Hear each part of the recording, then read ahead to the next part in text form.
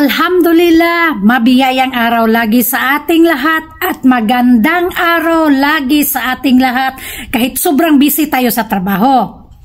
Pero sisingit tayo para magbigay ng tips sa inyo, para makatulong ako sa inyo dahil legit ito or totoo talaga ito na ginagawa ko at epektibo talaga, kaya huwag kayong kukurap at huwag niyong i-skip ang video ko para makatulong ako sa inyong lahat. Ito ang gagawin nyo. Tips sa inyo para dadami ang mga followers ninyo, ang mga mag-views sa inyong mga video, sa inyong mga reels, at pati mag-comment sa inyong mga post. Ito ang una nyong gagawin.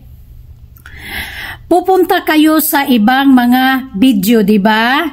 Tapusin ang video ko at i-share ito para makatulong tayo sa iba. Una kong ginagawa, pumupunta ako sa mga post ng iba. Of course, di ba? Para magkaroon tayo ng mga idea. Tapos, kapag nagustuhan ko yung post, mag-comment ako doon. Pagkatapos, mag-comment ako doon ng magandang comment. Yung mapapansin talaga nila ako. Tapos, sa last na comment ko, lagyan ko, watching from Riyadh. Alam nyo, marami talagang magpapalo sa akin. Marami talagang pumupunta sa bahay ko, sinusundan ako. Tapos, iyon yung unang tips ko ha. Nagko-comment ako doon ng mahaba, kagaya ng fruits ba yun? Yung post niya, sabihin ko, ay, ang sarap niyan, Lods. Makatikim nga niyan kapag nasa Pilipinas ako. Ano kayang lasa niyan, no?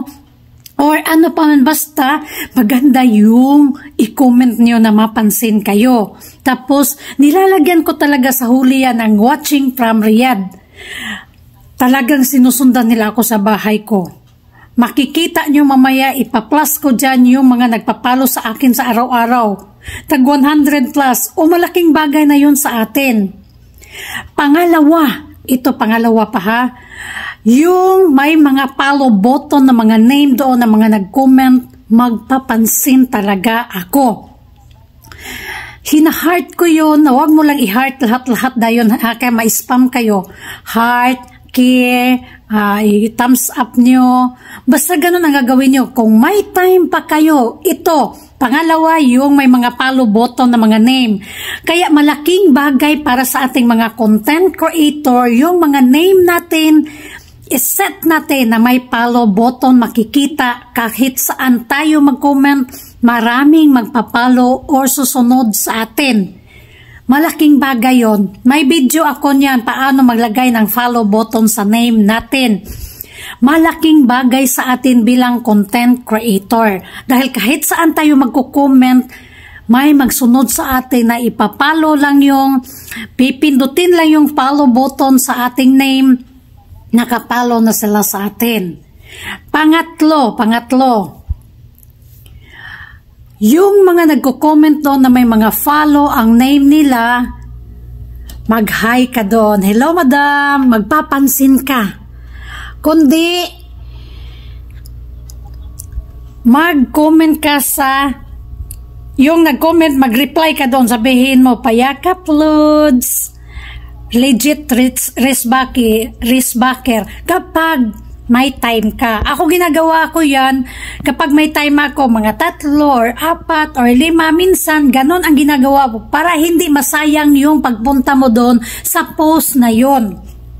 Mamili ka sa mga post na mayroong mga 10 nag-comment, makikita mo doon kahit isa or dalawa na may mga follow na nakalagay sa name nila, hindi masasayang yung pagpunta, pakikipag-engage, na package deal mo ang ginagawa mong yun.